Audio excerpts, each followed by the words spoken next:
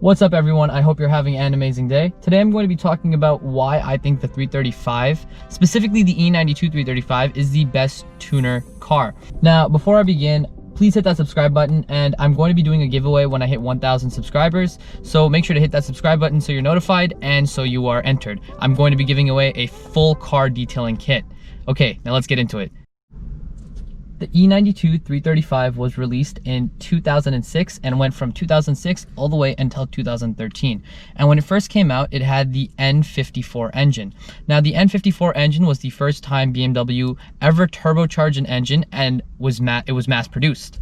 Now, the N54 engine was a twin turbo engine, inline six, producing about 302 horsepower. And this engine was in the 335 from 2006 all the way until 2010.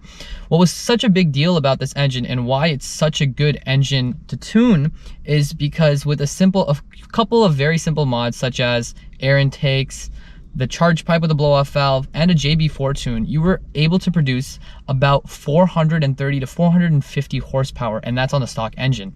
And now the engine was also able to take a lot more. They rated it at about 20 to 25 PSI. Now, that doesn't mean that people didn't have issues or blow their engines, but it means that majority of people were able to run this without actually having any major problems. The reason people don't like this engine though, or love it, and the reason it's not the best engine, is reliability wise. And the reason is that this was the first time BMW ever turbocharged an engine and put it and mass produced it. So of course they're going to have issues. And some of the issues were the high pressure fuel pump always kept going out, and the turbos were not as reliable as they should have been. And this is why BMW then in 2010 decided to come out with the N55. Now, the N55 was a single turbo engine, but it was a twin scroll engine, which means it essentially did the job of a twin turbo engine. There was one scroll for the 3 cylinders and then the other scroll for the other 3 cylinders.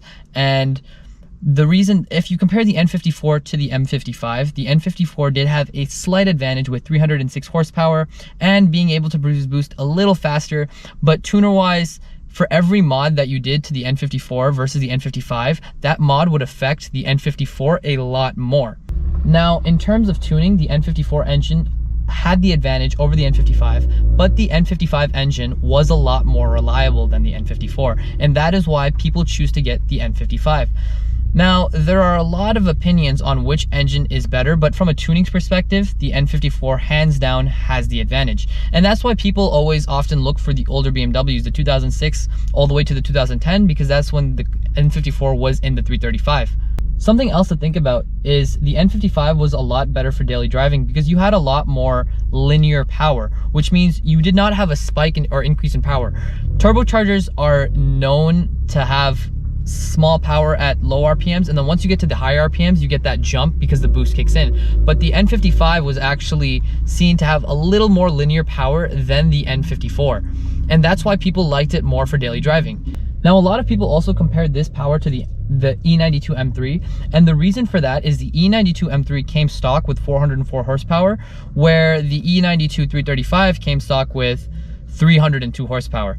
Now, you were able to push, like I said, you were able to push this car easily with around $1,100 in mods over 404 horsepower to around 430 to 450 horsepower. And people said it did feel like a naturally aspirated V8. But the reason that it would never be an M3 is people said that, or I've been reading a lot, and it just did not have the handling or the braking or the suspension of an M3. Something about an M3 was just really different than the 335i.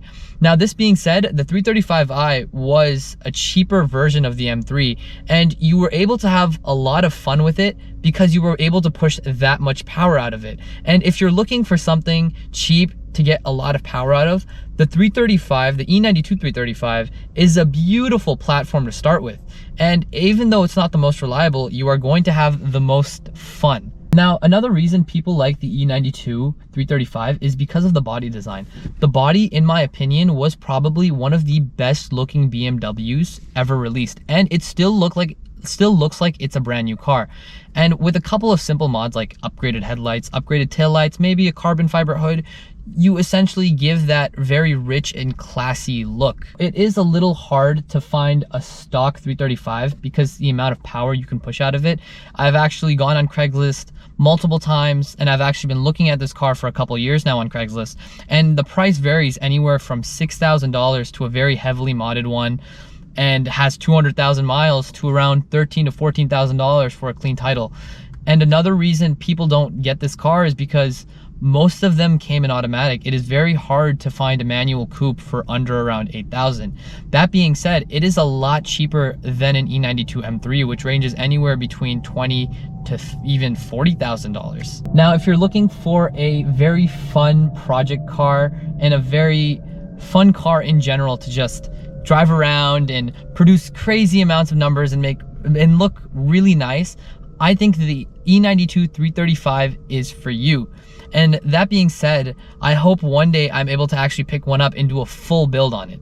Anyways, guys, those are my thoughts on the E92 335. I hope you guys enjoyed this video. If you did, please hit that subscribe button and please leave a like on this video. It'll really help me out, and I'll see you guys in the next one. Peace.